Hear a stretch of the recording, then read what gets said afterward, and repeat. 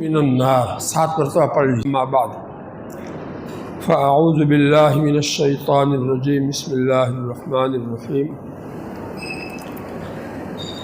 رب اجعلنی مقیم الصلاة ومن ذریتی ربنا وتقبل دعاء. وقال تعالی واقیموا الصلاة ولا تکونوا من المشرکین. وقال تعالی فویل للمصلین الذین هم عن صلاتهم ساہون. وقال رسول اللہ صلی اللہ علیہ وسلم ان اول ما يحاسب به العبد یوم القیامہ الصلاۃ الی آخر الحدیث. محترم ایمان والے بھائیوں، آپ سارے حضرات کو اس لیے جمع کیا گیا ہے کہ نماز جو مومنین کی معراج ہے، ہماری نبی صلی اللہ علیہ وسلم کو اللہ تعالیٰ نے 7 آسمان کے اوپر معراج میں بلا کر کے نماز کا تحفہ عطا فرمایا اس امت کے لیے. تو یہ دوسرے سارے احکام تو زمین پر اتارے گئے جبریل کے واسطے سے، لیکن نماز کا حکم جب دینا تھا تو اللہ تعالیٰ نے اپنے نبی کو اپنے پاس بلایا، اپنا دیدار کرایا اور اپنی بات چیت جو ہے ان سے کر کے نماز کا تحفہ عنایت فرمایا. اس لیے ایمان کے بعد میں سب سے اہم عبادت، سب سے اونچی عبادت نماز ہی ہے. اور قیامت کے دن سب سے پہلے حساب نماز ہی کا لیا جائے گا. اگر نماز صحیح پوری اتری، کوئی کمی نہیں ہوئی نماز میں، بالغ ہونے کے بعد سے لے کر موت تک کی نمازیں اس کی بالکل صحیح اور کامل درجے کی ہوئی تو اس کے باقی اعمال بھی کامل ہوں گے، باقی اعمال بھی اس کے پورے اتریں گے. اور اگر یہ نماز میں کمی رہی، کوتاہی رہی تو باقی اعمال بھی خراب نکلیں گے. نماز معیار ہوگا باقی اعمال کے بارے میں. اس لیے ہمیں اپنی نماز کو سنت کے مطابق اچھی سے اچھی پڑھنے کا اہتمام کرنا ہے. ہمارے نبی صلی اللہ علیہ وسلم کا درجہ تو تمام نبیوں میں سب سے اونچا ہے. ان کے بعد دوسرے نمبر پر حضرت ابراہیم خلیل اللہ کا ہے. انہوں نے اللہ تعالیٰ سے کیا دعا مانگی ہے، قرآن پاک میں اللہ تعالیٰ نے اس کو بیان فرمایا ہے. رب اجعلنی مقیم الصلاۃ، اے میرے رب آپ مجھ کو نماز اچھی طریقے سے پڑھنے والا بنا دیجیے، نماز کامل طریقے سے پڑھنے والا مجھے بنا دیجیے. اتنے بڑے خلیل اللہ، اللہ کے پیغمبر اللہ تعالیٰ سے یہ مانگ رہے ہیں. معلوم ہوا کہ نماز کو کامل طریقے سے پڑھنا بہت اہم ہے. اس لیے آج کی اس مجلس میں استنجا سے لے کر سلام تک نماز کا پورا طریقہ آپ کو عملی زبانی سمجھانا بھی ہے اور عملی طور پر کر کے دکھانا بھی ہے. آپ لوگ پوری توجہ سے اس کو سنیں گے، سمجھیں گے تو بہت فائدہ ہوگا. پوری زندگی ہماری ایمان اور اسلامی زندگی، ایمان والی اور اسلام والی زندگی کیسے بنے گی جب کہ ہماری نماز کامل درجے کی ہوگی. نماز میں ہماری بہت کوتاہیاں جو ہوتی ہے اس کی وجہ سے ہماری زندگی میں اسلام کے احکام نہیں ہوتے ہیں. زبان سے غیبت، جھوٹ نکل جاتا ہے، بد نظری ہو جاتی ہے، بدگمانی ہو جاتی ہے، معاملات ہمارے صحیح نہیں رہتے، مال کمانے میں، مال خرچ کرنے میں بد اخلاقیاں ہو جاتی ہے، غصہ کر ڈالتے ہیں، ظلم کر دیتے ہیں اپنی بیوی بچوں پر، اپنے جانوروں پر. یہ سب کیوں ہوتا ہے؟ اس لیے کہ ہماری زندگی میں صحیح نماز نہیں ہے. صحیح نماز ہوگی تو باقی زندگی 24 گھنٹے کی ہماری اللہ تعالیٰ کی مرضی کے مطابق گزرے گی. اللہ تعالیٰ کا ڈر دل میں پیدا ہوگا، اللہ تعالیٰ کی محبت دل میں پیدا ہوگی. ابھی رہنے اس لیے سب سے پہلی بات یہ ہے کہ نماز کے اندر کچھ چیزیں فرض ہے اور کچھ چیزیں واجب ہے۔ نماز میں کل 13 فرض ہے اور واجبات 20 ہے۔ ان کو تو ادا کرنا ہر حال میں ضروری ہے، اور کچھ سنتیں بھی ہیں، تقریباً 60 سنتیں ہیں، ان کو بھی ادا کرنا ضروری ہے تاکہ نماز ہماری کامل ہو، مقبول ہو۔ کچھ چیزیں ایسی ہیں کہ جس سے نماز ٹوٹ جاتی ہے، اس کو دوبارہ پڑھنا فرض ہو جاتا ہے،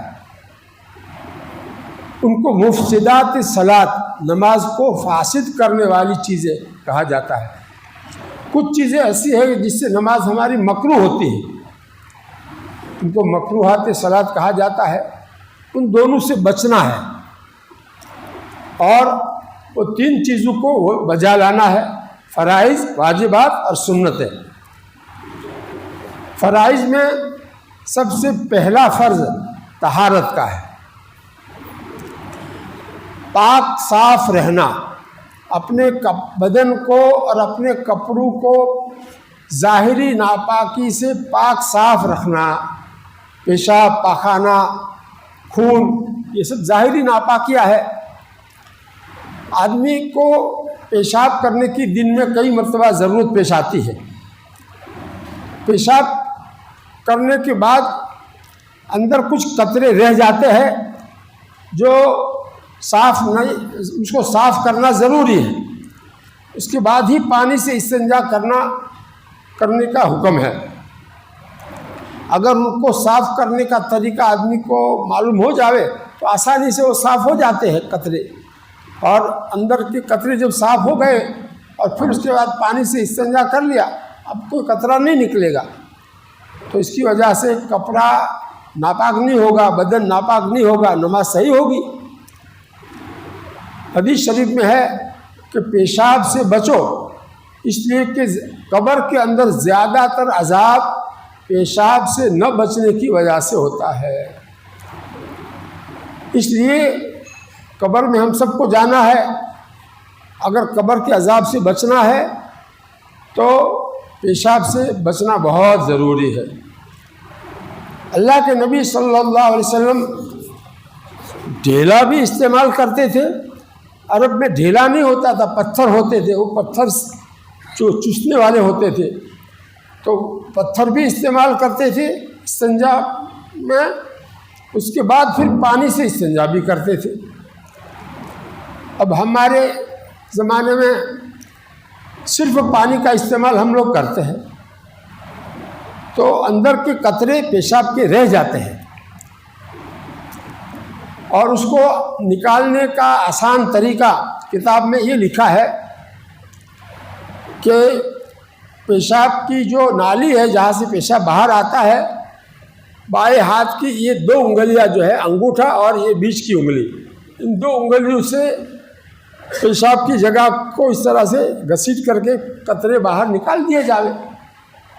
3 مرتبہ ایسا کرنے سے اندر کے قطرے سب نکل جائیں گے، اور بازو کو پیشاب کے قطرے کچھ اور دور تک، پیشاب کی نالی دور تک ہے، یعنی خصیتین کے نیچے پاخانہ کی جگہ کے قریب، وہاں اس کی جڑ ہے، وہاں اس کو دبانے سے وہ قطرے آگے آتے ہیں، آگے اس کے بعد پھر اس طرح سے گھسیٹ کر کے باہر نکال دیے۔ تو اس طرح سے اپنی مزاج کو اور اپنی طبیعت کو پہچاننا پڑے گا کہ میرے اندر کے قطرے کس طرح سے صاف ہوں گے۔ کوئی بھی قطرہ اندر نہیں رہے گا، اس کے بعد پھر آپ جو ہے پانی سے ہلکے ہاتھ سے استنجا کر لو گے تو جو ہے بالکل قطرہ نہیں آئے گا، ورنہ جو ہے وضو کرنے کے لیے بیٹھو گے قطرہ آ جائے گا، یا سجدے میں جاؤ گے قطرہ آ جائے گا، اس کی وجہ سے وضو ٹوٹ جائے گا، اور بغیر وضو کی نماز ہوتی نہیں ہے۔ بغیر وضو کے آدمی اگر نماز جان بوجھ کر پڑھے کہ وضو نہیں ہے پھر بھی پڑھے تو آدمی ایمان سے نکل جاتا ہے، کافر ہونے کا حکم اس پر لگ جاتا ہے۔ اس لیے بہت اہتمام کرنے کی ضرورت ہے۔ اللہ کے نبی صلی اللہ علیہ وسلم مدینہ کا جو قبرستان ہے وہاں سے گزرے تو اللہ تعالیٰ نے اللہ کے نبی صلی اللہ علیہ وسلم کو قبر میں جو عذاب ہو رہا تھا اس کی آواز سنائی۔ ہم لوگ تو نہیں سنتے، لیکن اللہ تعالیٰ اپنے نبی کو ایسی چیزیں سناتے تھے جو پوشیدہ ہے، غیب میں ہے، قبر میں۔ تو آپ نے صحابہ کو کہا کہ یہ دو قبر والوں کو عذاب ہو رہا ہے۔ ایک کو عذاب اس لیے ہو رہا ہے کہ یہ پیشاب سے نہیں بچتا تھا، وجہ بھی آپ نے بتا دی، اور دوسرے کو عذاب اس لیے ہو رہا ہے کہ یہ چغلی کرتا تھا، چاریہ کرتا تھا، دوسرے کی کہی ہوئی بات جس آدمی کے بارے میں اس نے کہی ہے اس کو جا کر بتا دیتا کہ تمہارے بارے میں فلاں آدمی نے ایسی ایسی بات کہی، اور آپس میں جھگڑے کرا دیتا تھا۔ تو یہ چغلی خور آدمی جنت میں نہیں جائے گا۔ اس لیے ہمیں ان دونوں گناہوں سے اور سب گناہوں سے بچنا ہے۔ تو یہ دو گناہ وہ کرتے تھے، اس لیے ان کو عذاب ہو رہا تھا۔ مسلمان تھے، وہ قبر والے مسلمان تھے۔ جنت البقیع مسلمانوں کا قبرستان ہے، وہاں کا یہ واقعہ ہے۔ اللہ تعالی ہم سب کی حفاظت فرماوے۔ اس کے لیے جو ہے آئندہ اپنے کپڑوں کو پاک صاف رکھنے کا اہتمام، اپنے بدن کو پاک صاف رکھنے کا اہتمام ضروری ہے۔ یہ دو چیزیں، پاک ہونا اور جگہ کا پاک ہونا، جہاں نماز پڑھنی ہے وہ جگہ کا پاک ہونا، یہ تین چیزوں کا پاک ہونا یہ ضروری ہے۔ اس کے بغیر ہماری نماز نہیں ہوتی ہے۔ تو طہارت کا تعلق تین چیزوں سے ہے، بدن، کپڑے اور جگہ جہاں نماز پڑھنی ہے۔ اور جو ہے طہارت کیا ہے؟ نماز میں آدمی داخل اسی وقت ہوگا جب پاک صاف ہوگا، اس کا بدن پاک صاف ہوگا، یعنی باوضو ہوگا، اور کپڑوں میں ظاہری کوئی ناپاکی، بدن پر کوئی ظاہری ناپاکی بھی نہیں ہوگی، اور جگہ جہاں نماز پڑھ رہا ہے وہ بھی پاک ہوگی، تب وہ آدمی نیت باندھے گا تو نماز کے اندر داخل ہوگا، اس کے بغیر نماز میں داخل ہی نہیں ہوگا۔ اس لیے حدیث شریف میں کیا ہے کہ نماز کی کنجی پاکی حاصل کرنا ہے، پاک رہنا ہے۔ پاک رہو گے تو نماز کی کنجی تمہارے پاس ہے، اب نماز کے اندر تم داخل ہو سکو گے۔ اور جنت کی کنجی کیا ہے؟ نماز ہے۔ جنت میں داخلہ کب ملے گا؟ جب نماز پڑھ کر آیا، پابندی سے پڑھی ہوگی، اچھی نماز پڑھی ہوگی تو جنت ملے گی۔ اس لیے بھائی نماز بہت اہم عبادت ہے۔ تو یہ تین فرائض کا تعلق تو جو نماز کو شروع کرنے سے پہلے باہر ہی اس کو نمٹانے کے ہے، کپڑے بدن کو جو ہے ظاہری ناپاکی سے بھی، اور حکمی ناپاکی یعنی بے وضو ہونے کی جو ناپاکی ہے، غسل واجب ہے تو غسل کرنا ضروری ہے، یہ گندگی ہے ایک طرح کی جنابت، اس سے بھی بدن کو پاک صاف کر کے ہی آدمی نماز میں داخل ہو سکتا ہے۔ تو جو ہے جنابت کا غسل کرنے میں یہ تین فرض ہے جنابت میں۔ ایک تو ناک کا جو نرم حصہ ہے وہاں تک پانی پہنچانا، اور پورے منہ میں پانی پہنچانا، اور پورے بدن کے اوپر پانی پہنچانا۔ اللہ کے نبی صلی اللہ علیہ وسلم نے فرمایا ہے کہ ہر بال کے نیچے جنابت کا اثر ہوتا ہے۔ جنابت یعنی غسل جو واجب ہو جاتا ہے تو اس کی وجہ سے ایک اندر کی ناپاکی جو ہے پورے بدن میں ہوتی ہے، ہر بال کے نیچے ہوتی ہے۔ اس لیے اچھی طرح سے بالوں کو کے نیچے پانی پہنچانا بھی ضروری ہے۔ حضرت علی رضی اللہ عنہ فرماتے ہیں کہ میں نے اسی وجہ سے، اس حدیث کی وجہ سے اپنے سر کے ساتھ دشمنی کا معاملہ کر رکھا ہے، یعنی اپنے سر پر بال میں نہیں رکھتا ہوں، کٹوا دیتا ہوں، ذرا بڑے ہوئے کٹوا دیتا ہوں، تاکہ پانی اس کے ہر بال کے جڑ کے نیچے پہنچے تو جنابت کا غسل اچھی طرح سے ادا ہو اور میں جنابت سے اچھی طرح پاک ہو جاؤں، یہ فرماتے ہیں۔ اس لیے بھی ہم کو اس کا اہتمام کرنا چاہیے۔ داڑھی گھنی ہے اس کے اندر بھی پانی پہنچانا ضروری ہے، عورتوں کو بال کے جڑوں میں پانی پہنچانا ضروری ہے، پورے اچھی طرح سے بال کھول کر کے اندر، تو یہ اس کے بغیر جنابت سے آدمی پاک نہیں ہوتا ہے۔ تو یہ تین فرض کا تعلق تو پاکی سے ہے، اور اسی لیے حدیث شریف میں ہے الطہور نصف الایمان، کہ پاک رہنا یہ آدھا ایمان ہے. نصف الایمان کے معنی آدھا ایمان ہے. اتنی زیادہ اہمیت ہے پاک صاف رہنے کی. جو لوگ بدن کو پاک صاف نہیں رکھتے تو شیاطین ان پر مسلط ہوتے ہیں اور ان کو ڈراؤنے خواب آتے ہیں اور پتہ نہیں کیا کیا جو ہے کوکنی کو کرائی نوشو سے ایسا جو ہے وہ بولنے لگتے ہیں. وہ کیا کراوے یا تم نے کرا دیا ہے اپنے اوپر. شیطان کو مسلط کیا ہے گندے رہ کر کے، اپنے جسم کو، اپنے کپڑوں کو گندا رکھ کر کے. جو لوگ پتلون پہنتے ہیں، تنگ پتلون ہوتا ہے، اب وہ کیسے جو پیشاب ان کا قطرے کیسے صاف ہوں گے؟ پیشاب کرنے کے لیے بیٹھیں گے تو بیٹھنا بھی برابر ان کے لیے مشکل ہوگا، تو ان کے قطرے اندر سے صاف کیسے ہوں گے؟ تو اس لیے ان کے کپڑے ناپاک رہیں گے تو پھر ان کے اوپر شیاطین مسلط ہوں گے. اللہ تعالی ہمیں صحیح سمجھ، دین کی سمجھ عطا فرمائے. اب آگے باقی کچھ فرائض نماز کے باہر کے ایسے ہیں کہ وہ ادا ہو ہی جاتے ہیں. جیسے وقت میں ہی ہم نماز پڑھتے، وقت سے پہلے نہیں پڑھتے، وقت ہونا بھی ضروری ہے. اسی طرح سے قبلہ کی طرف منہ کر کے ہی نماز پڑھتے، کوئی دوسری طرف نہیں پڑھتا ہے. اس لیے سطر چھپانا یہ بھی فرض ہے، یہ بھی ہم لوگ کرتے ہی ہیں. اس لیے میں ان کے اوپر تفصیل نہیں کروں گا، ان کی تفصیلات بیان نہیں کروں گا. یہاں کئی کتابیں میں نماز کے بارے میں لایا ہوں. ایک کتاب 500 صفحے کی ہے، تقریباً 500 صفحے اس میں، اور اس کا نام ہے معارف الحدیث کی 3ری جلد. اس کے اندر پوری نماز ہی کے بارے میں حدیثیں ہیں. نماز کے بارے میں ہی ساری حدیثیں ہیں، پوری کتاب. اس کو میں دیکھ کر آیا ہوں، اور اس کے علاوہ اور بھی بہت ساری کتابیں دیکھ کر کے آیا ہوں، تاکہ میں آپ لوگوں کو تازی بات، ایک تو ذہن میں ہوتی ہے پکی پہلے سے، لیکن تازی بات جو ہے وہ اچھی طرح سے سمجھائی جا سکتی ہے اور اچھا اثر بھی ہوتا ہے. تو اب جو ہے میں آگے وضو سنت کے مطابق ہمیں کرنا چاہیے. دیکھو وضو میں 4 فرض ہے، وہ تو آپ جانتے ہیں، اور اس میں 22 سنتیں ہیں. کتنی؟ 22 سنتیں ہیں. ان سنتوں کے مطابق آدمی وضو کرے گا تو یہ اچھا وضو کہلائے گا، اور اس اچھے وضو سے اس کی نماز اچھی ادا ہوگی. وضو اگر ناقص ہوا تو نماز بھی ناقص ہوگی. اس لیے وضو اچھی طرح سے ادا کرنا چاہیے. اس میں خاص کر کے مسواک کا اہتمام خوب کرنا چاہیے. اللہ کے نبی صلی اللہ علیہ وسلم فرماتے ہیں کہ جبریل جب بھی میرے پاس آتے تو مسواک کرنے کی تاکید کرتے تھے. حضرت جبریل علیہ السلام بار بار میرے پاس جاتے، جب آتے تو مسواک کرنے کی تاکید کرتے. اتنی تاکید کی کہ مجھے ایسا محسوس ہوا کہ میرے منہ کا اگلا حصہ جو ہے میں اس کو چھل ڈالوں گا، مسواک کرنے کی وجہ سے اس کو چھل دوں گا.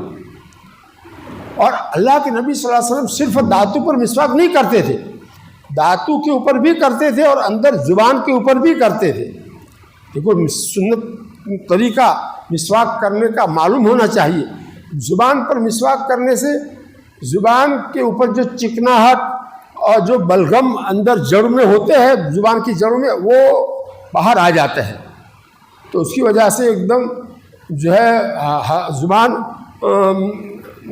اتنی صاف ستھری ہو جاتی ہے کہ پڑھنا بہت آسان ہو جاتا ہے. نماز پڑھنا، اللہ تعالیٰ کے سامنے قرآن پڑھنا آسان ہو جاتا ہے، اور گویا ایک طرح کی نئی زندگی ملی، ایسی خوشی ہوتی ہے اس کی وجہ سے. اگر منہ کے اندر پوری چکناہٹ کو منہ کے اندر کے حصے میں تالو کے اوپر اور مسوڑوں پر اچھی طرح مسواک کر کے منہ اچھی طرح سے صاف جو آدمی رکھتا ہے تو اس کی وجہ سے ایک تو اللہ تعالیٰ اس سے بہت خوش رہتے ہیں. دوسرا یہ کہ اس کی وجہ سے آدمی کو نماز کا ثواب بڑھ جاتا ہے. 70 گنا ثواب ملتا ہے اس نماز کا جس کی وضو میں مسواک کی ہو. اور اللہ کے نبی صلی اللہ علیہ وسلم مسواک جو ہے وضو کرنا ہو تو اس سے پہلے مسواک کرتے تھے. ہم لوگ تو بیچ میں کرتے ہیں نا. اللہ کے نبی صلی اللہ علیہ وسلم جو ہے مسواک پہلے کرتے تھے. نیند سے بیدار ہوتے دن میں یا رات میں تو پہلے مسواک کرتے. گھر میں آنا ہوتا تو اپنی بیویوں کو اپنی منہ سے تکلیف نہ پہنچے تو پہلے مسواک کرتے. تو جو ہے اللہ کے نبی صلی اللہ علیہ وسلم بار بار مسواک کرتے تھے اور منہ کو بہت اچھا صاف رکھتے تھے. اس لیے ہم کو بھی اس کا اہتمام کرنا ہے. السواک مطہرۃ للفم و مرضات للرب. حدیث ہے کہ مسواک سے دو بڑے بڑے فائدے حاصل ہوتے ہیں.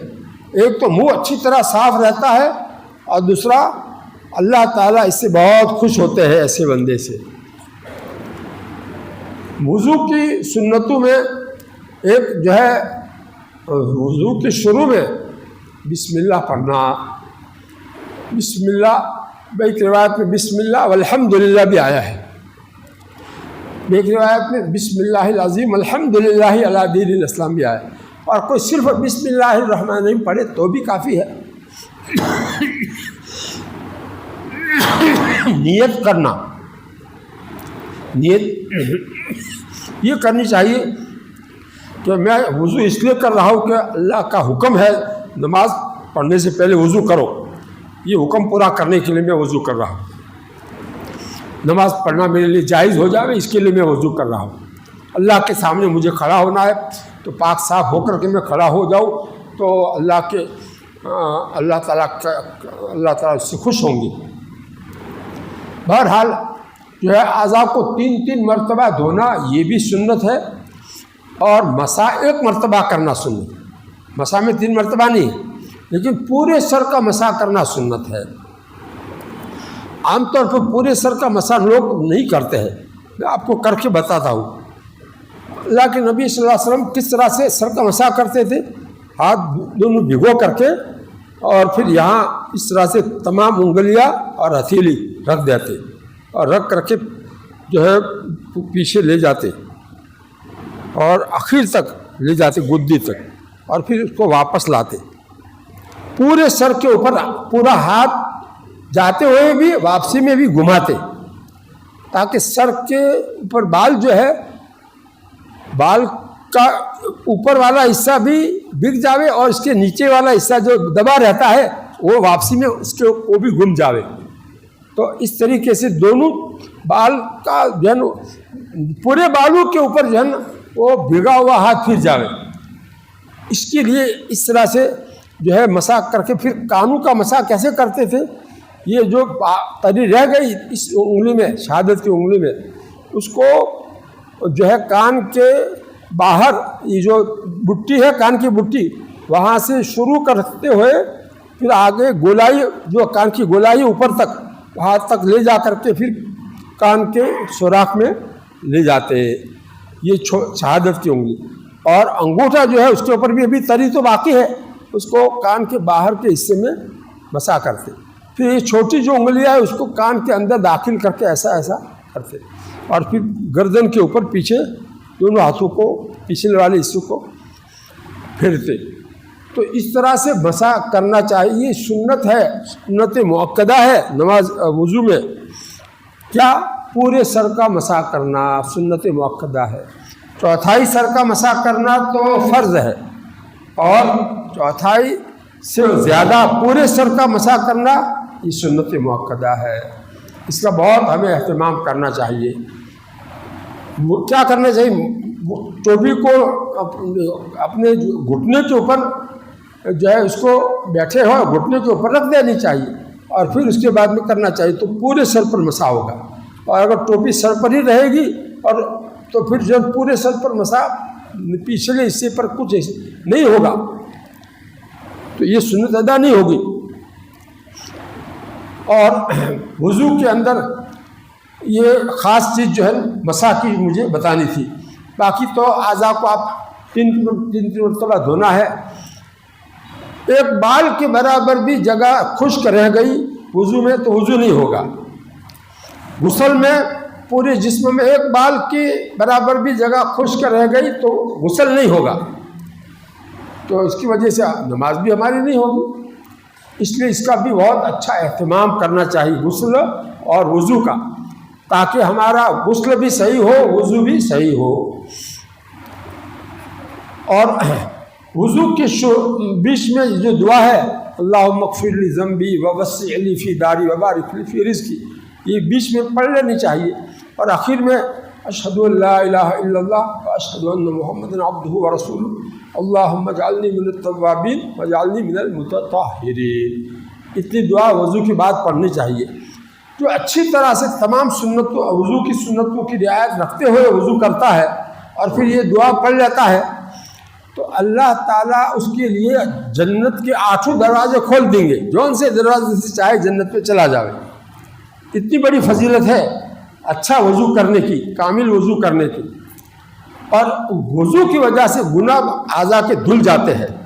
اور وضو کا ایک فائدہ حدیث میں یہ بتایا، قیامت کے دن اس امت کے وضو کی جو اعضاء ہے وہ چمکدار ہوں گے، چہرہ ہاتھ پیر چمکدار ہوں گے، دوسری امتوں کے یہ چمکدار نہیں ہوں گے، اس امت کو اللہ تعالیٰ یہ چمکدار اعضاء کر دیں گے وضو کی وجہ سے۔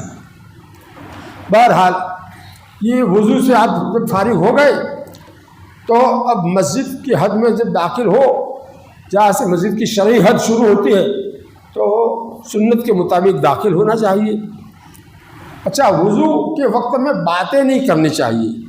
وضو کے وقت میں زائد ضرورت سے زیادہ پانی ہم جو بہاتے رہتے ہیں، نل چالو رہتا ہے، مسح کرتے ہیں نل چالو ہے، تو یہ ایسا نہیں کرنا چاہیے، اس سے یہ مکروہ ہے، مکروہ تحریمی ہے۔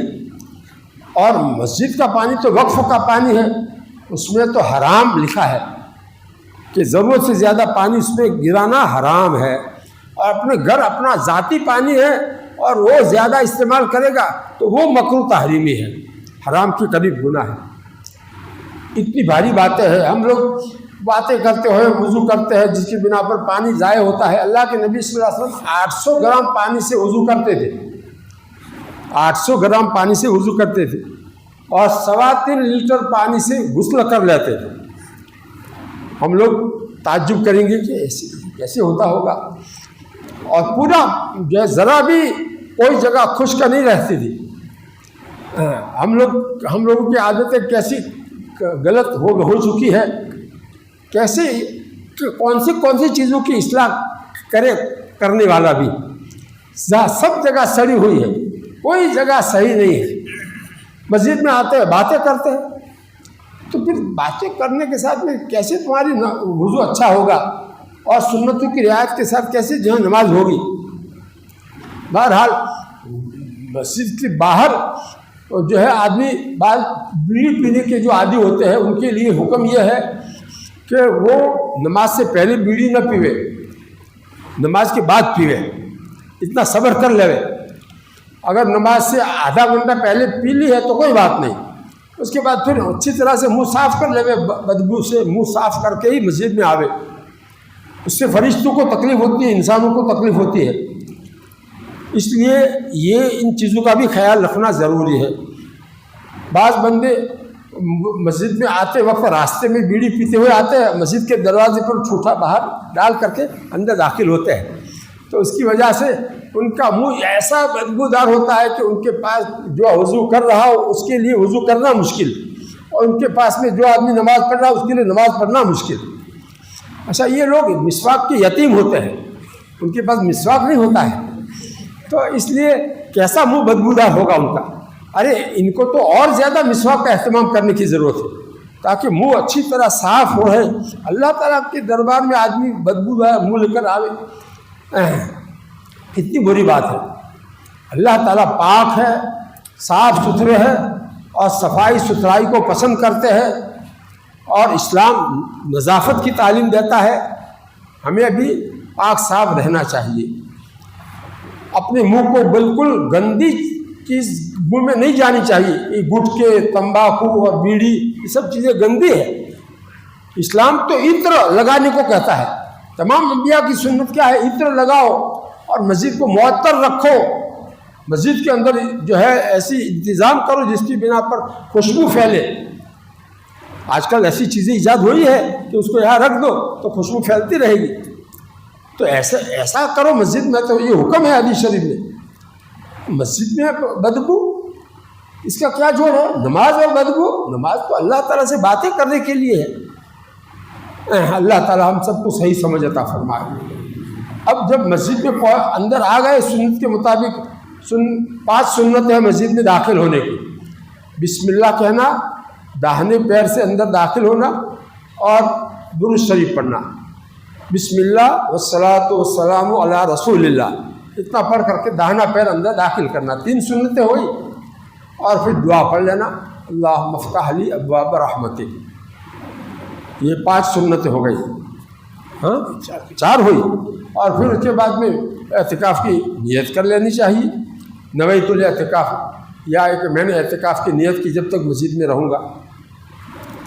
تو داہنا پیر اندر داخل کرنا یہ پہلی سنت، بسم اللہ کہنا دوسری سنت، اور والصلاۃ والسلام علی رسول اللہ کہنا تیسری سنت ہوئی، اور دعا پڑھنا چوتھی سنت ہوئی، اور نیت اعتکاف کرنا 5ویں سنت۔ اب ان سنتوں کا اہتمام کرتے ہوئے آپ داخل ہوں گے تو اس کی وجہ سے آپ کو توفیق ملے گی اچھی نماز پڑھنے کی۔ اچھا وضو کیا ہے تو اچھی نماز پڑھنے کی توفیق ملے گی۔ اچھا استنجا کیا ہے، استبرا اچھی طرح سے کر کے پانی سے استنجا کیا ہے، تو اس کی وجہ سے آپ کو نماز میں جی لگے گا، نماز اطمینان سے پڑھنے کی آپ کو توفیق ملے گی۔ اب جب مسجد میں آ گئے تو کہاں بیٹھنا چاہیے؟ عام طور پر پہلی صف میں جگہ ہوتی ہے، لوگ دوسری صف تیسری صف میں بیٹھ جاتے ہیں۔ یہ بہت ہی غلط طریقہ ہے۔ پہلی صف جب تک پوری نہ ہو وہاں تک دوسری یا تیسری صف میں بیٹھنا ہی نہیں چاہیے۔ سنتیں پڑھنی ہے تو پہلی صف میں آ کر پڑھو، کیوں دوسری صف میں تیسری صف میں کیوں پڑھتے ہو؟ یہ سنت کے خلاف ہے۔ پہلی صف کی بڑی فضیلت آئی ہے، اس میں آدمی جب بیٹھا بھی رہے گا تو نماز پہلی صف میں نماز پڑھ رہا ہے ایسا ثواب اس کو ملے گا۔ مسجد میں آ کر آدمی بیٹھے گا تو اس کو ثواب نماز پڑھنے کا ملتا ہے، نماز کے انتظار میں۔ اس لیے ہمیں اس کا اہتمام کرنا ہے کہ پہلی صف کو ہر حال میں پر کرنا ہے، جب تک وہ بھر نہ جاوے وہاں تک دوسری صف شروع نہیں کرنی ہے۔ پھر دوسری صف شروع کرنا ہے تو وہ جب تک پوری نہ ہو جائے تیسری نہیں شروع کرنی ہے۔ یہ بیٹھنے کا طریقہ ہے، یا سنتیں پڑھنا ہے تو اس کا طریقہ یہ ہے۔ آج امت کے اندر کتنی غفلت اور کیسی لاپرواہی ہے کہ کہیں نہ کہیں جو پیچھے جو ہے کھڑے ہو جاتے ہیں، نیت باندھ لیتے ہیں۔ اب کسی کو بیچارے کو آنا ہے تو اس کے پیچھے تو دیوار ہے، کیسے آئے گا وہ بیچارہ؟ ادھر سے باہر سے گھوم کر کے آئے گا، آگے سے گزرے گا تو وہ گنہگار ہوگا۔ تو ایسے لوگ نیت باندھتے کہاں؟ وہ دیوار کے پاس وہاں آخری صف میں۔ یہ کتنی زیادہ بد عقلی کی بات ہے، بے وقوفی کی بات ہے۔ پیارے اللہ کے گھر میں آ کر پیچھے رہنے کا کیا مطلب ہے؟ بازار میں سب سے پہلے آگے آدمی جاتا ہے، کوئی بھی ایسی چیز کھانے پینے کے موقع پر آگے رہتا ہے، اور مسجد میں آ کر اللہ کے گھر میں آ کر کے سب سے آگے رہنا چاہیے۔ اللہ تعالی ہم سب کو صحیح سمجھ عطا فرمائے۔ اب نماز جب کھڑی ہو تو کیا کرنا چاہیے؟ اور فرض نماز 1 رکعت میں آپ کو سمجھاؤں گا اور عملی طور پر کر کے بتائی جائے گی۔ ایک رکعت اس کی طرح تمام رکعتیں ہیں، جو تھوڑا سا فرق ہے باقی کا وہ بھی بتا دوں گا، جو نئی چیزیں ہیں اس میں۔ خیر، تو اب غور سے سنو۔ نماز میں جب تکبیر ہونے لگے تو تکبیر کا جواب دینا بھی مستحب ہے، اذان کا جواب دینا سنت ہے، اور تکبیر کا جواب دینا کیا ہے؟ مستحب ہے۔ لہذا ہمیں نماز کے وقت میں جب نماز کھڑی ہو تو سب سے پہلے تو جو ہے ہمیں اپنے آپ کو صحیح طریقے سے کھڑا کرنا ہے۔ صحیح طریقے سے کھڑا کرنا کیا ہے کہ ہمارا گردن جو ہے وہ جھکی ہوئی نہ ہو، گردن سیدھی ہو، سینہ جو ہے نا وہ جھکا ہوا نہ ہو، سینہ بھی سیدھا ہو، ہمارے گھٹنے جو ہے وہاں سے بھی موڑ نہ ہو، گھٹنے بھی سیدھے ہو، اور صف میں جو ہے اپنے پاس جو آدمی ہے اس آدمی سے ہمارا بدن لگا ہوا ہو۔ اب جو امام کے پیچھے جو آدمی ہے اس سے ادھر والا آدمی اپنا کندھا لگاتا چلا جائے تو کیا ہو جائے گا، سارے کے کندھے ایک دوسرے سے لگ جائیں گے.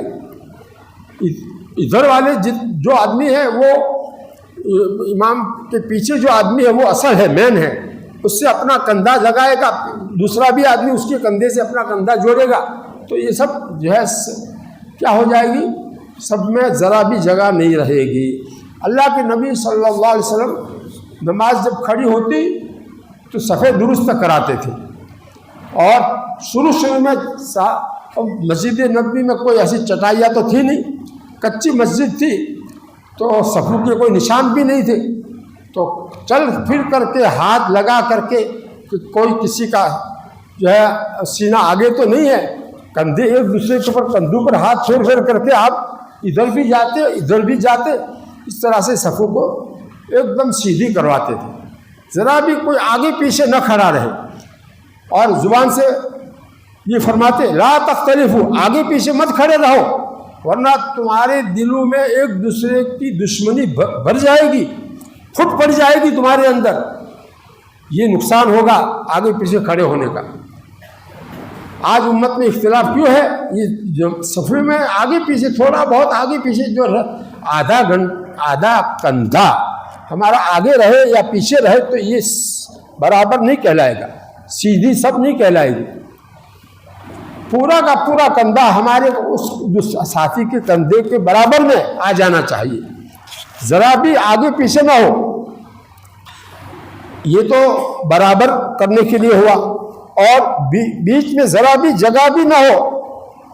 کپڑا ایک دوسرے سے ملا ہوا اتنا کافی نہیں، بلکہ بدن کی گرمی ایک کی دوسرے کو لگنی چاہیے، اس طرح سے بدن کا جو حصہ دوسرے سے جڑا ہوا ہو.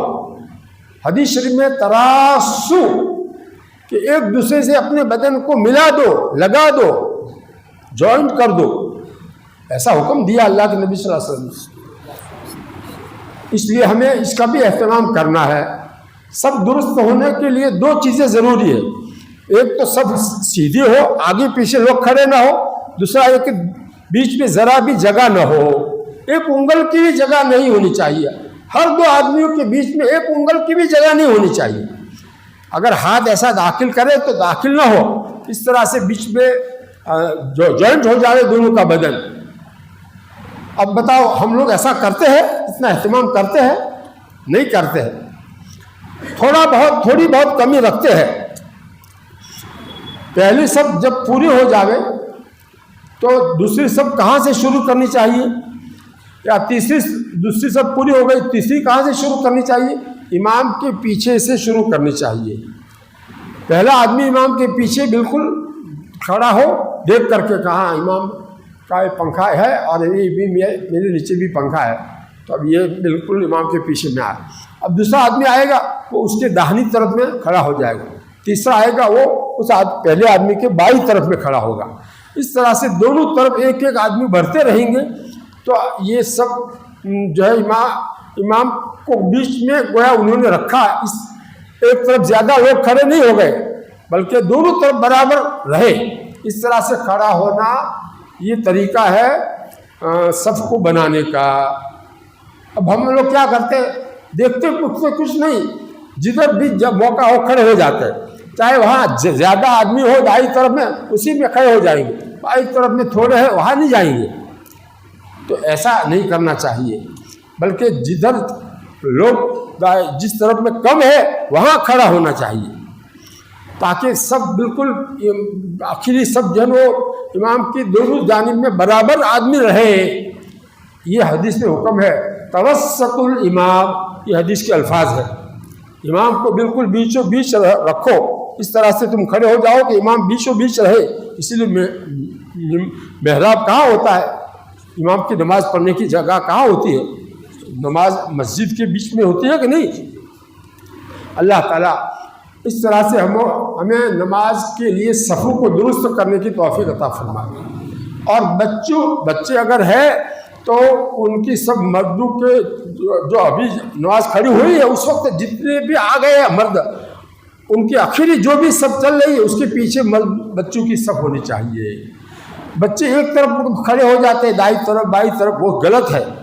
امام کے پیچھے ہی جس سے ان کی صف شروع ہونی چاہیے، اور جو آخری صف مردوں کی چل رہی ہے اس کے پیچھے ہی بچوں کی صف ہونی چاہیے۔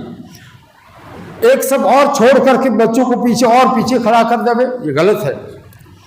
ان کا حق ہے، جب نماز کھڑی ہو گئی اب یہاں مردوں کی آخری جو صف ہے اس کے پیچھے ہی ان کی صف بننی چاہیے، اور بچوں کی ایک ہی صف ہونی چاہیے۔ ایسا نہیں کہ کچھ بچے ادھر کھڑے ہیں، کچھ ادھر کھڑے ہیں، کچھ بیچ میں کھڑے ہیں، ایسا نہیں۔ بچوں کی صف کا بھی اہتمام کرنا چاہیے۔ اور کون کرے گا؟ ادھر پیچھے جو مرد ہوں گے وہ بچوں کو صحیح طریقے سے کھڑے کریں گے۔ کوئی عالم ہوگا تو وہ کہے گا کہ جو بچوں کو سمجھائے گا کہ کیوں الگ الگ کھڑے ہو، مل جاؤ، سب ایک بنا دو۔ خیر، سب صحیح ہوتی ہے، صفیں صحیح ہوتی ہے تو نماز اس کی وجہ سے کامل ہوتی ہے۔ اگر صفیں میں کمی رہی تو نماز بھی ہماری ناقص ہوگی۔ یہ حدیث کی بات ہے، اپنی طرف سے بات نہیں کہہ رہا ہوں میں۔ ہاں، چھوٹے نادان بچے، ناسمجھ بچوں کو مسجد میں لانا منع ہے۔ اللہ کے نبی صلی اللہ علیہ وسلم نے فرمایا ہے کہ اپنی مسجدوں میں ناسمجھ بچوں کو مت لاؤ، جن کے اوپر نماز کا حکم نہیں ہے، 7 سال سے پہلے نماز کا حکم نہیں ہے، تو ان کو مت لاؤ یہاں مسجد میں۔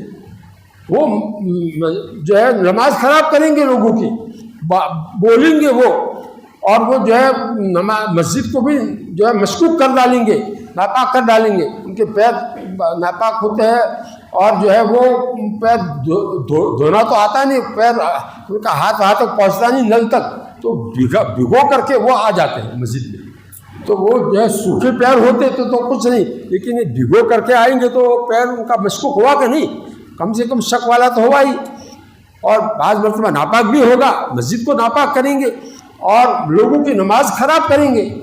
اس لیے جو لائیں گے اپنے بچوں کو، ناسمجھ بچوں کو مسجد میں، وہ باپ ہے یا وہ بڑا بھائی جو لائے گا وہ گنہگار ہوگا۔ وہ بچہ تو نادان ہے، اس کو کوئی گناہ نہیں ہوگا، لانے والے کو گناہ ہوگا، کیونکہ اس نے حدیث کی مخالفت کی، حدیث پر عمل نہیں کیا، حدیث کے خلاف اس نے کام کیا، اس لیے اللہ تعالیٰ کے نزدیک اس کی پکڑ ہوگی۔ کیوں لایا یہ ایسے ناسمجھ بچے کو مسجد میں؟ اللہ تعالیٰ ہم سب کو اس پر عمل کرنے کی توفیق عطا فرمائے۔ اب اس کے بعد میں جب نماز کے لیے ہمیں نیت باندھنی ہے، نماز شروع کرنی ہے، تو اس سے پہلے ہم کو کیا کرنا ہے؟ یہ تو ابھی میں نے بتایا کہ اقامت کا جواب دینا چاہیے اہتمام کے ساتھ میں۔ اس میں جیسے اذان کا جواب دیتے اسی طرح سے اس کا جواب دینا ہے، اور قد قامت الصلاۃ کے جواب میں اقامہ اللہ وادامہ کہنا ہے بس۔ اور پھر جب اقامت پوری ہو جاوے، تکبیر پوری ہو جاوے، اور ہمیں اب نماز میں جو ہے شروع کرنی ہے، نماز شروع کرنی ہے، تو اس سے پہلے اپنے آپ کو صحیح ڈھنگ سے کھڑا کر دینا ہے۔ دونوں پیروں کا رخ قبلہ کی طرف ہو، سیدھے ہو، پیر ترچھے نہ ہو۔ یہ جو ہے تکبیر کے وقت میں اپنے پیروں کو صحیح، اپنا رخ صحیح کرنا ہے، اور جو ہے دوسرے اپنے جو ہے گردن، بعض لوگ ٹیڑھی کر دیتے ہیں نیت باندھنے کے وقت میں، تو گردن سیدھی رکھتے ہیں، اور سجدے کی جگہ پر نظر جماوے، گردن بھی سینہ بھی سب سیدھا رکھے، اور اس کے بعد میں ہاتھ جو ہے اٹھانے سے پہلے نیت کر لے۔ دیکھو، نیت کرنا یہ نماز کے فرائض میں سے ہے۔ دل میں نیت یہ کرے کہ میں کون سی نماز پڑھ رہا ہوں، مثلا آج کی عشاء کی فرض نماز پڑھ رہا ہوں، امام کے تابع ہو کر پڑھ رہا ہوں، اکیلا نہیں پڑھ رہا ہوں، اور اللہ کو راضی کرنے ہی کے لیے پڑھ رہا ہوں۔ یہ 3 جز ہے نیت کے، یہ 3 باتیں آ گئی تو نیت پوری ہو گئی۔ زبان سے اگر کر لے تو اچھا ہے، زبان سے نہ بولے، دل میں یہ تینوں باتوں کو دھیان سے جمع کر لے تو یہ نیت اس کی صحیح ہو گئی، یہ فرض ادا ہو گیا۔ اس کے بعد تکبیر تحریمہ کہنی ہے، امام کی تکبیر جب پوری ہو، اللہ اکبر کہ اگر امام ہاتھ باندھے تو فوراً ہماری تکبیر شروع ہو جانی چاہیے، یہ سنت ہے۔ امام اللہ اکبر کہہ کر کے ہاتھ باندھ لے تو اسی وقت جب اللہ اکبر کہہ دیا اس نے، فوراً ہم اللہ اکبر کہہ کر کے ہاتھ باندھ لیں۔ اس کو کہتے ہیں امام کی تکبیر کے ساتھ اپنی تکبیر کو ملا کر کے ادا کرنا، امام کے پیچھے پیچھے یہ تکبیر تحریمہ کہہ کر نماز میں داخل ہو جانا، یہ کیا ہے؟ سنت ہے۔ اور امام اس کے لیے ہاتھ پہلے اٹھانے ہیں، تکبیر بعد میں کہنی ہے، پہلے ہاتھ اٹھانے ہیں۔ اور کس طرح ہاتھ اٹھانے ہیں؟ یہ دیکھو میرے جو ہے ہتھیلیاں اور انگلیاں یہ سیدھی ہے کہ نہیں، ایسی سیدھی کر کے یہاں سے کان تک لے جانے سے پہلے دیکھ لینا ہے کہ سیدھی ہے کہ نہیں انگلیاں اور ہتھیلی، اور پھر کان کی لو تک اس انگوٹھے کو لے جانا ہے۔ یہ تو ہاتھ اٹھانا سنت کے مطابق ہو گیا۔ پہلے اس طرح سے ہاتھ اٹھا کر کے اللہ اکبر کہہ کر ہاتھ باندھیں گے، تو ہاتھ جو ہے اٹھاتے وقت اللہ کا لفظ نہیں بولیں گے اللہ اکبر، ایسا نہیں کہیں گے، بلکہ ہاتھ پہلے اٹھا دیں گے اور پھر چھوڑتے وقت اللہ اکبر کہیں گے۔ اس میں ہاتھ کو کیسے باندھنا ہے اس کا طریقہ یہ ہے کہ جو ہے یہ بایاں ہاتھ ہے، اس کی ہتھیلی کے اوپر داہنے ہاتھ کی ہتھیلی آنی چاہیے، اور یہ 3 انگلیاں جو ہے وہ بائیں ہاتھ کے کلائی کے اوپر سیدھی آنی چاہیے، اور یہ چھوٹی انگلی اور انگوٹھا ان دونوں سے پکڑ لینا ہے پہنچے کو، اس کو پہنچا کہتا ہے، اس کو پکڑنا ہے، اور ہتھیلی پر ہتھیلی آ گئی، اور اس طرح سے ہاتھ کو آپ کھڑے ہو کر بتا دیجئے اس کے اوپر۔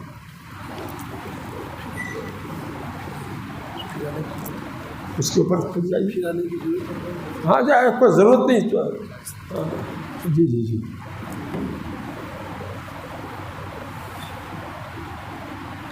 اور سر سیدھا رکھیے، سر جو ہے بالکل سیدھا، اپنا جو سینہ ہے اس کے برابر سیدھا رکھیے، اور سجدے کی جگہ نظر جما دیجیے۔ دیکھو ان کے پیروں کے درمیان 4 انگل کا فاصلہ ہے، یہ دیکھا 4 انگل کا فاصلہ ہے، ایسا رکھنا چاہیے، اس سے زیادہ فاصلہ نہیں رکھنا چاہیے۔ اور ہاتھ کیسے اٹھائیں گے؟ یہ ہاتھ صحیح اٹھائے، اب اس کو کیسے چھوڑیں گے؟ اللہ اکبر کہتے ہوئے، اب دیکھو یہ ہاتھ جب چھوڑتے وقت اللہ اکبر کہا نا، اور یہ کیسے باندھے ہاتھ، اس طرح سے ہاتھ باندھنے کے ہیں۔ اب آ جائیے، آپ بیٹھ جائیے۔ اس کے بعد میں آپ کو ثنا پڑھنی ہے، اور اعوذ باللہ بسم اللہ پڑھنی ہے، اور امام کے پیچھے ہے آپ تو آپ کو صرف ثنا پڑھنی ہے، آگے کچھ نہیں پڑھنا ہے، اعوذ باللہ بسم اللہ بھی نہیں پڑھنی ہے۔ آپ اکیلے نماز پڑھتے، سنتیں پڑھتے ہیں تو اس میں تو سب پڑھیں گے، اعوذ باللہ بسم اللہ سورہ فاتحہ سب پڑھیں گے، لیکن امام کے پیچھے ہے تو صرف ثنا پڑھیں گے، اور اس کے بعد میں خاموش۔ امام اگر زور سے قرات کر رہے ہو، جیسے 3 نمازوں میں، مغرب عشاء میں، فجر میں، تو امام کی قرات کو غور سے سننا یہ واجب ہے۔ نماز کے واجبات جو میں نے کہا کہ 20 واجبات ہے، اس میں سے امام کی قرات کو غور سے سننا، کان لگانا اس کے اوپر، یہ واجب ہے۔ اور اگر آہستہ قرات امام کر رہے جیسے ظہر میں، عصر میں، تو اس میں ہم کو کیا کرنا ہے؟ خاموش کھڑے رہنا ہے، لیکن سورہ فاتحہ کو دل میں سوچنا ہے، اس کے الفاظ کو دل میں، زبان ہلائے بغیر دل میں سوچتے ہوئے سورہ فاتحہ کو پورا کرنا ہے۔ یہ سری نمازوں میں امام کے پیچھے ظہر عصر میں کرنا ہے، تاکہ ہمارا دھیان نماز ہی کی طرف رہے۔ گویا ہم زبان نہیں چلا رہے ہیں، لیکن ہمارا دماغ چل رہا ہے، اور ایک آیت پڑھی دماغ سے، دل اور دماغ سے، دوسری آیت پڑھی، تیسری آیت پڑھی، اس طرح سے یہ پوری سورہ فاتحہ پڑھنی ہے۔ اس میں ظہر عصر میں امام کے پیچھے، لیکن دل سے پڑھنا ہے، دل اور دماغ سے پڑھنا ہے، زبان نہیں ہلانی ہے۔ خیر، اور جس میں آواز سے نماز قرات ہوتی ہے اس میں تو آپ کو امام کی قرات کو غور سے سننا ہے، اس کے اوپر توجہ رکھنی، پڑھنا نہیں ہے۔ جب ہم نے نیت باندھ لی تو اب ہم نماز کے اندر داخل ہو گئے، اس لیے ہلنا نہیں ہے۔ عام طور پر جو ہے انگلیاں ہلاتے ہیں پیروں کی، یا ہاتھ کی انگلیاں ہلاتے ہیں، یا سر ہلاتے ہیں، آنکھیں پھرکاتے ہیں، یہ سب طرح کی حرکتیں بند کر دینی ہیں۔ اللہ کے سامنے ہم کھڑے ہیں، اللہ تعالیٰ ہمیں دیکھ رہے ہیں، یہ تصور کرتے ہوئے ہم کو پورے بدن کے اوپر کنٹرول رکھنا ہے، کسی قسم کی کوئی حرکت نہ ہو، اس کا بہت اہتمام کرنا ہے۔ حدیث شریف میں ہے اسکنوا فی الصلاۃ، نماز میں سکون کے ساتھ رہو، یہ حکم ہے ہمارے نبی صلی اللہ علیہ وسلم کا۔ سکون کہتے ہیں حرکت نہ کرنے کو، ہلو مت، سکون کے ساتھ رہو یعنی ہلو مت۔ اسی طرح کا ہلنا، نہ انگلی ہلے، نہ پیر کی، نہ ہاتھ کی، نہ جو ہے کوئی سر ہلے، نہ بدن پورا ہلے، نہ آنکھیں پھرکاوے، تو یہ ہے سکون۔ یہ سلام پھیرنے تک یہ باقی رکھنا ہے۔ اور سورہ فاتحہ جو پڑھنی ہے امام صاحب کو، اور آپ اگر سنتیں پڑھ رہے تو آپ کو سنتوں میں پڑھنی ہے، تو اس سے پہلے اعوذ باللہ پڑھیں گے، پھر بسم اللہ پڑھیں گے، اور پھر اس کے بعد میں ہر آیت کے اوپر وقف کریں گے۔ سورہ فاتحہ میں ہر آیت کے اوپر سانس توڑ دینا یہ افضل ہے، افضل یعنی زیادہ فضیلت والا عمل ہے۔ جب سورہ فاتحہ اس طرح سے پوری ہو جاوے تو اس کے بعد میں آمین کہنا سنت ہے، اس کے بعد میں بسم اللہ پڑھنا مستحسن ہے، پھر اس کے بعد میں کوئی بھی سورت آپ پڑھ لے گے۔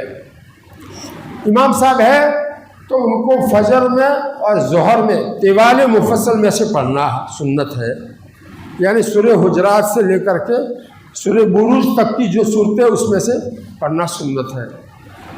اور عصر میں اور عشاء میں اوساط مفصل میں سے امام کے لیے پڑھنا سنت ہے۔ اوساط مفصل یعنی سورہ طارق سے لے کر سورہ لم یکن تک کی صورتیں، اور مغرب کی نماز میں قصار میں سے پڑھنا ہے، یعنی اذا زلزلت سے والناس تک کی صورتوں میں سے پڑھنا ہے۔ یہ سنت ہے، اس سنت کے اوپر عمل کرنا ہے امام کو۔ بعض امام جو ہے وہ اپنی شان دکھانے کے لیے ادھر ادھر سے پڑھتے ہیں، جہاں سے پڑھنا سنت ہے اس کو چھوڑ کر ادھر ادھر سے پڑھتے ہیں۔ کبھی کبھار اگر وہ کرے تو کوئی بات نہیں، لیکن ایسی عادت نہیں ڈالنی چاہیے، عادت سنت کے مطابق ہونی چاہیے، سنت کے اوپر عمل کرنا چاہیے۔ اور جو ہے جمعہ کے اندر جو سورہ اعلیٰ اور سورہ غاشیہ پڑھنا سنت ہے، عیدین کے اندر بھی یہی دونوں سنت ہے۔ اور فجر کی سنتوں میں پہلی رکعت میں سورہ کافرون، دوسری رکعت میں قل ہو اللہ پڑھنا سنت ہے، یہی مغرب کی سنتوں میں بھی سنت ہے۔ اور وتر میں پہلی رکعت میں سورہ اعلیٰ اور دوسری رکعت میں سورہ کافرون اور تیسری رکعت میں سورہ اخلاص پڑھنا سنت ہے۔ ان سنتوں کا بھی اہتمام کریں، اللہ تعالیٰ ان سنتوں کے اوپر عمل کرنے کی توفیق نصیب فرمائے۔ بعض لوگ سنتوں کو معمولی سمجھتے ہیں اور اس کے اوپر عمل نہیں کرتے، یہ لوگ سنتوں کے انوار اور فیوز سے محروم رہتے ہیں۔ سنتوں کے اوپر عمل نہ کرنے والا حضور کی شفاعت سے محروم رہے گا۔ جو سنتوں پر عمل کرنے والے کو جو شفاعت ملے گی وہ نہیں ملے گی اس کو۔ اللہ تعالیٰ ہمیں اس کی قدر نصیب فرمائے۔ اب اس کے بعد رکوع سمجھنا ہے۔ رکوع میں جانے کے وقت میں اللہ اکبر کہتے ہوئے رکوع میں جانا ہے، اور رکوع کی حالت میں سنتیں کیا ہے؟ ایک تو یہ کہ سر اور کمر کی پیٹھ یہ دونوں ایک لیول پر سیدھے ہونے چاہیے، اور ہمارے گھٹنوں کو پکڑنا ہے دونوں ہاتھوں کی انگلیوں سے، لیکن انگلیاں کھلی رکھنی ہے، انگلیاں ایسی کھلی رکھ کر کے گھٹنوں کو پکڑنا سنت ہے۔ اور پنڈلیاں جو ہے گھٹنے سے لے کر نیچے تک جو پنڈلی ہے اس کو سیدھی رکھنا ہے. جیسے کھڑے ہونے کی حالت میں سیدھی تھی ایسے ہی رکوع میں بھی سیدھی رکھنا ہے. اس کو ترچھا نہیں ہونے دینا ہے. اگر آپ جو اہتمام نہیں کرو گے تو وہ ترچھی ہو جائے گی. اس کے لیے کیا کرنا پڑتا ہے؟ گھٹنوں کو نرم کر کے تھوڑا سا گھٹنے کا قریب والی پنڈلی کا حصہ آگے کرنا پڑتا ہے. تھوڑا سا آگے کرو گے تو پنڈلی سیدھی ہو جائے گی، اور تھوڑا سا آگے نہیں کرو گے تو پنڈلی ترچھی رہتی ہے. تو یہ سنت ہے ایک رکوع کی. اور دوسری ایک سنت یہ ہے کہ کم سے کم 3 مرتبہ سبحان ربی العظیم 3 مرتبہ اس اطمینان سے اس کو ادا کرنا کیا ہے؟ سنت ہے. اور پھر نظر اپنے پیروں کے اوپر رکھنا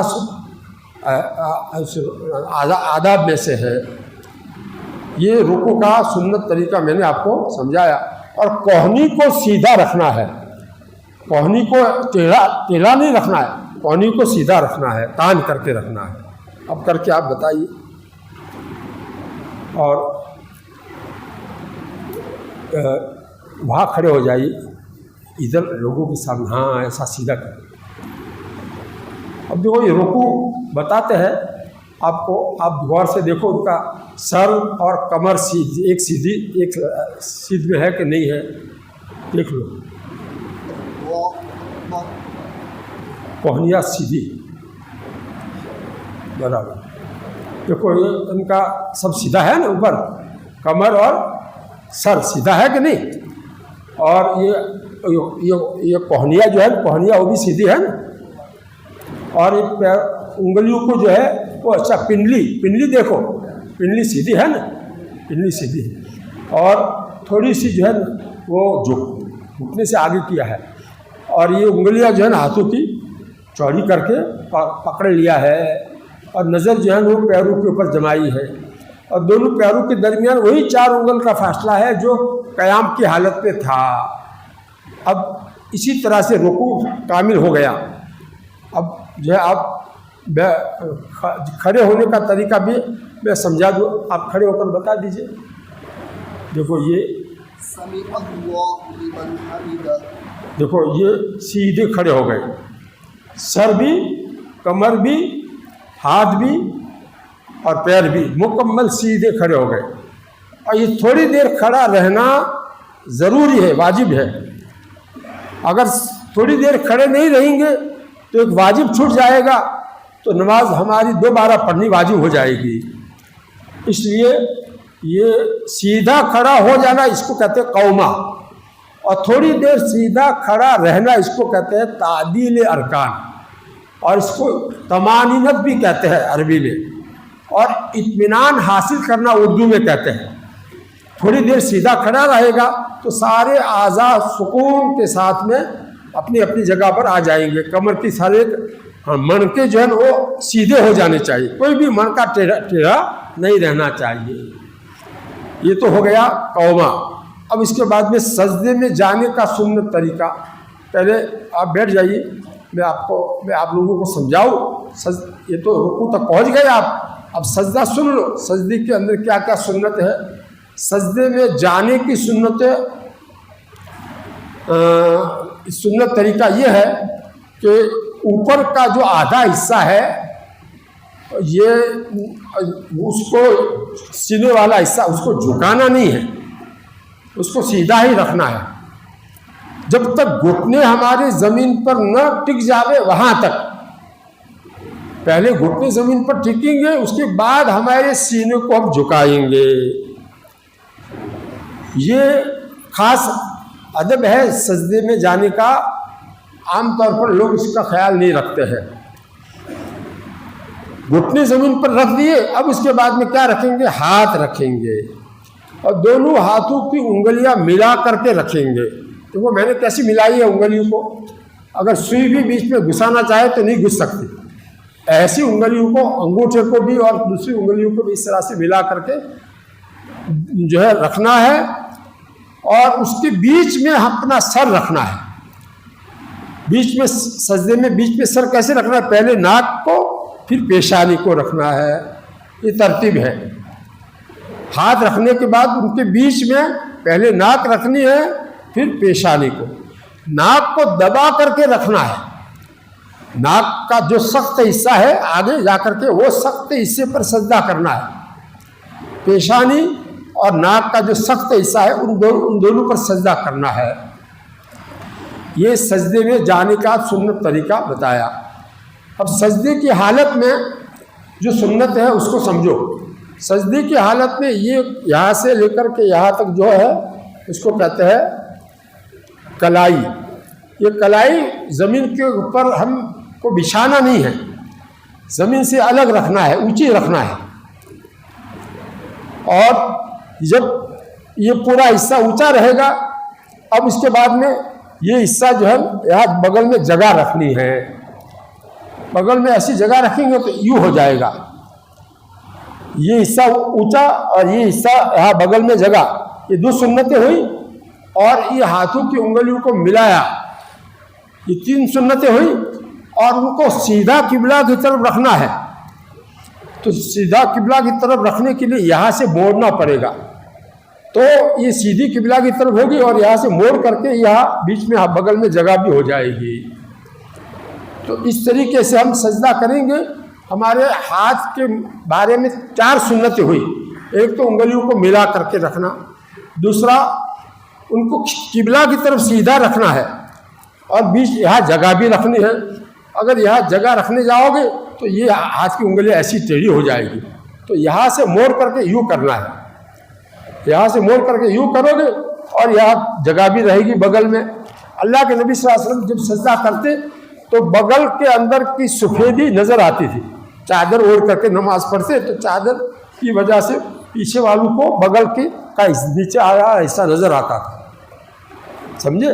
تو ہمیں بھی اس طرح سے بغل کو جدا رکھنا ہے، پاس میں نہیں رکھنا ہے، جدا رکھنا ہے، بغل میں جگہ رکھنی ہے۔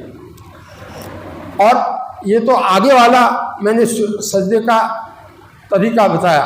اور پیچھے جو ہے پیر کیسے رکھنے ہیں، سجدے کے اندر پیروں کی انگلیوں کو موڑ کر قبلہ کی طرف کرنا ہے، اور ایڑیوں کو سیدھی آسمان کی طرف کرنا ہے، اور بیچ میں وہی 4 انگل کا فاصلہ رکھنا ہے جو رکوع میں بھی تھا اور قیام میں بھی تھا۔ وہی 4 انگل کا فاصلہ رکھتے ہوئے پیروں کو سیدھا کھڑا کر دینا ہے، انگلیوں کو موڑ کر قبلہ کی طرف کرنا ہے۔ اگر موڑو گے نہیں تو قبلہ کی طرف انگلیوں کا رخ نہیں ہوگا، زمین کی طرف ہو جائے گا۔ اب یہ دونوں حالتیں ان کو بتانی ہے، تو آپ یہاں کھڑے ہو کر کے بتائیے۔ آپ لوگ غور سے دیکھیے سجدے میں یہ کس طرح جا رہے ہیں، جانے کا سنت طریقہ پہلے دیکھو۔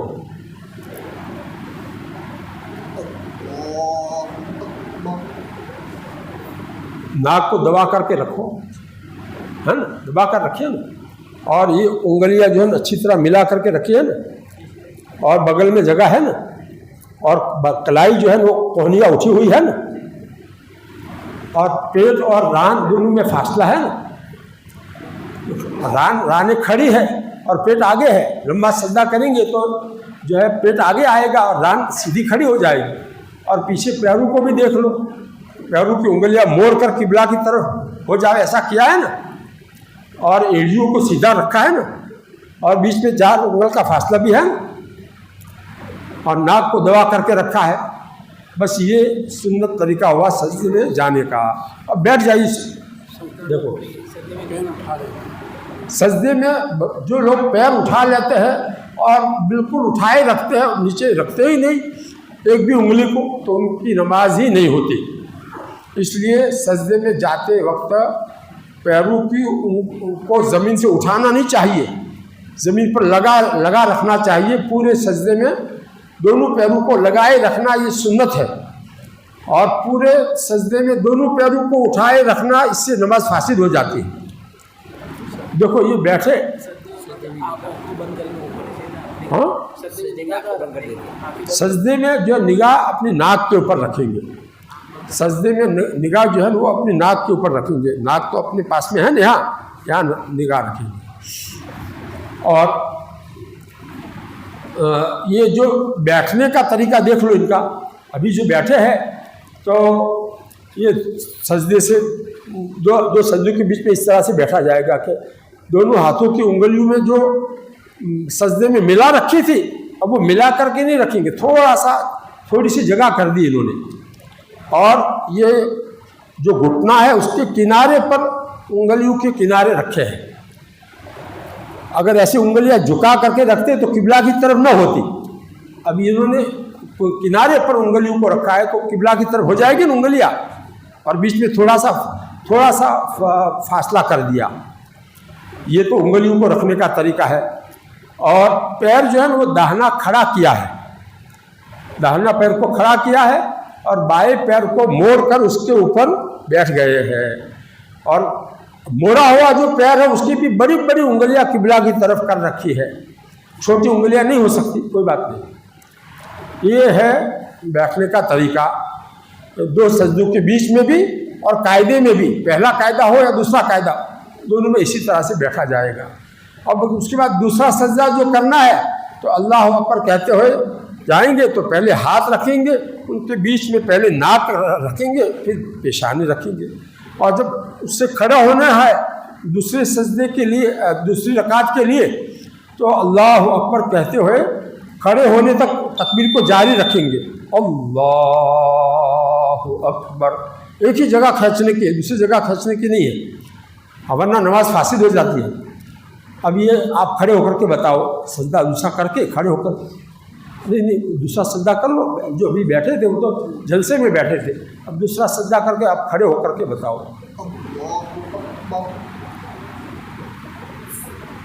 ناک کو دبا کر رکھا ہے نا، اچھا اب دیکھ لو دوسرے کیسے کھڑے ہوتے ہیں، دیکھ کھڑے ہونے کا طریقہ دیکھو،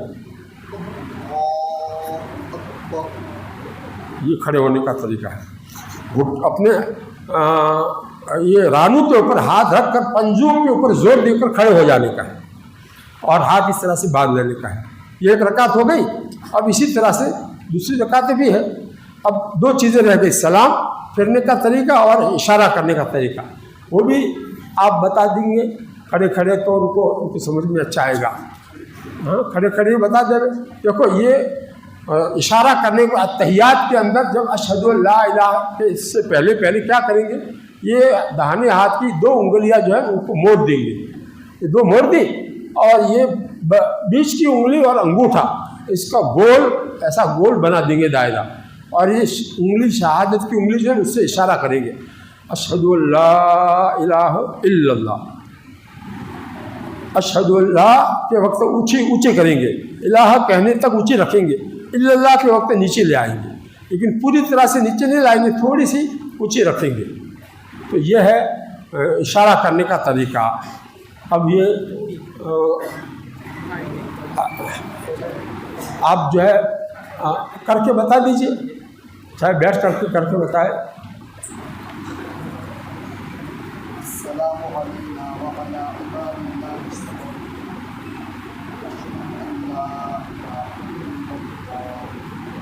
بس یہ ہو گیا اشارے کا طریقہ۔